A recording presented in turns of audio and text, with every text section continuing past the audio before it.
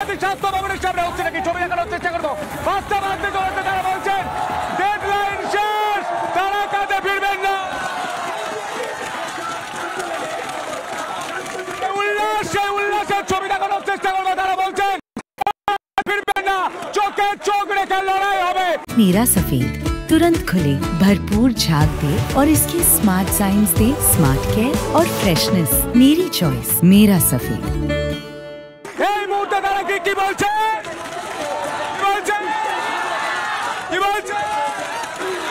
কাজে তারা ফিরছেন না, শেষ হলো ডেডলাইন।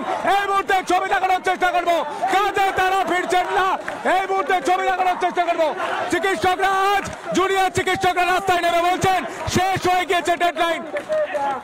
এই মুহূর্তের সব থেকে বড় ব্রেকিং নিউজ, এই মুহূর্তের সব থেকে বড় ব্রেকিং নিউজ, শেষ হলো ডেডলাইন, কাজে ফিরছেন না। এই মুহূর্তে যারা রয়েছেন, আমি একে একে কথা বলার চেষ্টা করবো। নেতৃত্ব যারা রয়েছেন, রোহিত তুমি এখানেই থাকবে, আমি একে একে নিয়ে কথা বলার চেষ্টা করবো। নেতৃত্ব যারা রয়েছেন, শেষ হলো ডেডলাইন, তারা কাজে ফিরছেন না, সরাসরি জানিয়ে দিলেন। এই মুহূর্তে সেই উল্লাসের ছবি দেখানোর চেষ্টা করবো।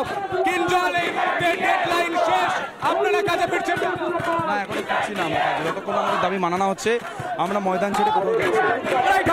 হ্যাঁ, লড়াই চল। কি বলছেন আপনাদের জুনিয়র চিকিৎসকের সাথীরা? কি হ্যাঁ, জুনিয়র চিকিৎসকের সাথীরা প্রত্যেকে, শুধু জুনিয়র নয় সিনিয়র, প্রত্যেকে এখানে আছে, প্রত্যেকে এই আন্দোলনের সাথে আছে এবং আমাদের দাবি যতক্ষণ না মানা হচ্ছে ততক্ষণ আমরা এখানে থাকবো। এবং সিনিয়ররা বলেছে তোমাদের গায়ে যদি একটা আঁচড় লাগে তার আঁচড় আগে আমাদের গায়ে লাগতে হবে। এই মুহূর্তে সরাসরি বলছেন তারা কাজে ফিরবেন না, ছবি দেখানোর চেষ্টা করবো। রোহিত সেই ছবি দেখাচ্ছে, ডেডলাইন শেষ, জুনিয়র চিকিৎসকরা তারা কাজে ফিরবেন না, তাদের ডেডলাইন শেষ।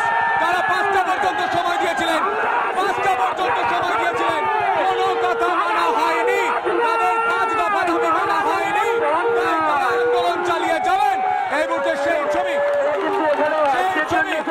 দেখানোর চেষ্টা করলে গোটা বাংলার মানুষ দেখতে পাচ্ছেন স্বাস্থ্য ভবনের সামনে হচ্ছেটা কি, স্বাস্থ্য ব্যবস্থা নিয়ে রাজ্য সরকার করছেটা কি, এই প্রশ্নগুলো উঠবে। কারণ 5টা পর্যন্ত তারা সময় দিয়ে বলেছিলেন 5টা দাবি মানতে হবে, কিন্তু তারা মানেননি। এই মুহূর্তে চিকিৎসকদের যারা নেতৃত্ব তাদের সঙ্গে আমরা কথা বলেছি, এই মুহূর্তে কিঞ্জল থেকে শুরু করে প্রত্যেকের সঙ্গে কথা বলেছি। এই মুহূর্তে আরো কথা বলার চেষ্টা করবো, যা রয়েছেন একে একে কথা বলার চেষ্টা করবো। এই মুহূর্তে রোহিত সেই ছবি দেখাচ্ছে যে এখানে উৎসব, এই আন্দোলনে উৎসব, কি স্লোগান উঠছে আমি শোনার চেষ্টা করবো। এই মুহূর্তে বক্তব্য রাখা হচ্ছে, জুনিয়র চিকিৎসকদের তরফ থেকে বক্তব্য রাখা হচ্ছে।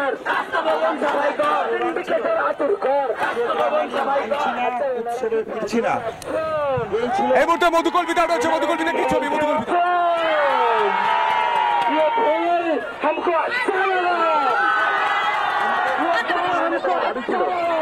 আমরা সেইটুকুই মিটিয়ে নিতে বলেছিলাম যাতে আমরা বলতে পারি যে এই মুহূর্তে পদক্ষেপ কিছু সরকারের কাছ থেকে পায়। আমরা পরিষ্কার কোশ্চেন রাখছি যে কেন যেটুকু আমরা দাবি রেখেছিলাম, যে আমরা দেখতে পেলাম এই ঘটনার তদন্তের গতি প্রকৃতির মধ্য দিয়ে যে স্বাস্থ্য ভবন সন্দীপ ঘোষ স্যারের সাসপেনশন করলো কখন, যখন অ্যারেস্ট হয়ে গেছে। এখানে আমার সিনিয়র চিকিৎসকরা আছেন, তারা জানেন যে সার্ভিস রুল অনুযায়ী কেউ যদি হেফাজতে যায় তাহলে 48 ঘন্টার মধ্যে নর্মাল প্রসেসে সাসপেনশন। তাহলে যদি এই ঘটনাই ঘটতো তাহলে স্বাস্থ্য দপ্তরের প্রয়োজন কি ছিল? তাহলে আমরা কেন স্বাস্থ্য দপ্তরের উপর ভরসা রাখবো? যে পাহাড় প্রমাণ দুর্নীতির অভিযোগ ছিল, যে তদন্তের মধ্যে দিয়ে যে সমস্যাগুলো উঠে এসছে, কেন এভিডেন্স টেম্পারিং তথ্য প্রমাণের যে অভিযোগ উঠে এসেছে সেই অভিযোগকে সামনে রেখে তাকে কেন ডিসিপ্লিনারি অ্যাকশনের মধ্যে সাসপেনশন করা হবে না? তাহলে যদি না হয় তাহলে এই ঘটনার সাথে কে বা কারা জড়িত, আমরা স্বাস্থ্য ভবনের কাছে সেই প্রশ্ন রেখেছি। তাহলে সেই জায়গা থেকে আমাদের সুনির্দিষ্ট দাবি উঠে এসছে যে ডিএমই ডিএসএইচ প্রিন্সিপাল সেক্রেটারি তারা কি এই ঘটনাক্রমের সাথে এই ডুবুর বাসা বাঁচাতে যুক্ত নয়? তাহলে তারা যদি যুক্ত হয় তাদের পদত্যাগ চাওয়া কি এমন দাবি আমরা রেখেছি? এই দাবি কি অনৈতিক? তাহলে যদি এই দাবি অনৈতিক হয় না হয় তাহলে কেন আমরা এইখান থেকে উঠে চলে যাব? আমাদের অবস্থান বিক্ষোভ যেমন চলছে চলবে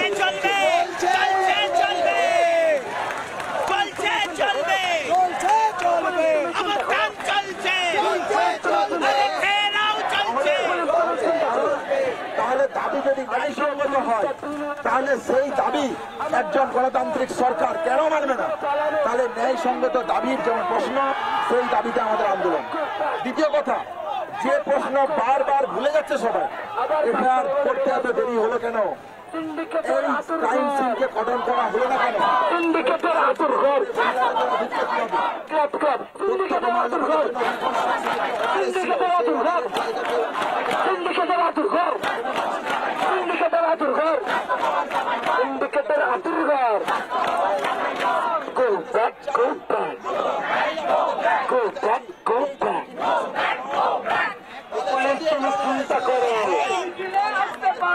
পুলিশ তুমি চিন্তা করো, পুলিশ তুমি চিন্তা করো, ও পুলিশ তুমি চিন্তা করো, ও পুলিশ তুমি চিন্তা করো। আজকে চিন্তা না করলে আর কবে করবে? আরে সিন্ডিকেটের আতুর ঘর, go back, go back, go back, go back, go back, go back, go back, go back, go back, go back, go back, go back, go back, go back, go back, go back, go back, go back, go back, go back.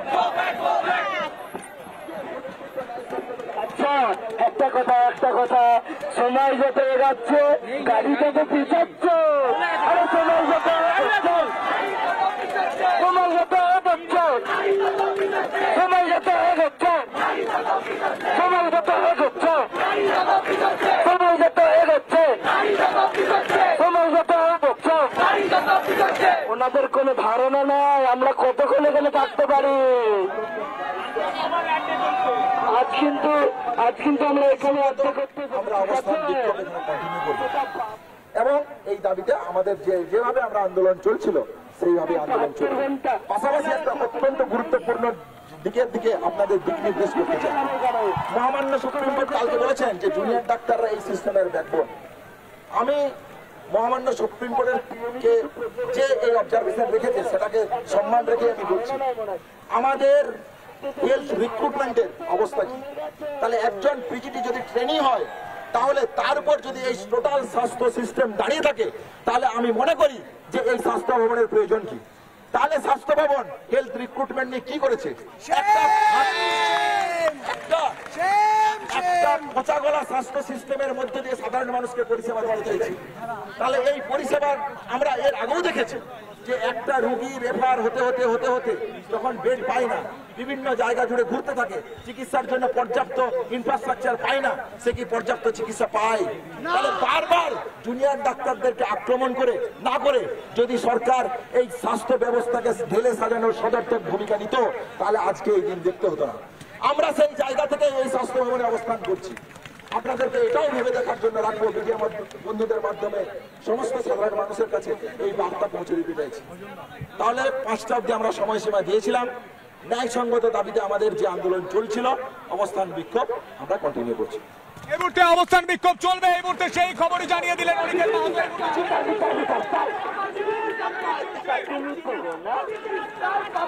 বিচার তুমি দেবে না, বিচার তুমি দেবে না, বিচার তুমি কি দেবে না, আরে বিচার তুমি দেবেন না, বিচার তুমি দেবেন না। সময় যেতে এগোচ্ছে, গাড়ি কিন্তু ঢুকছে, সময় যেতে এগোচ্ছে, সময় যেতে এগোচ্ছে, সময় যেতে এগোচ্ছে।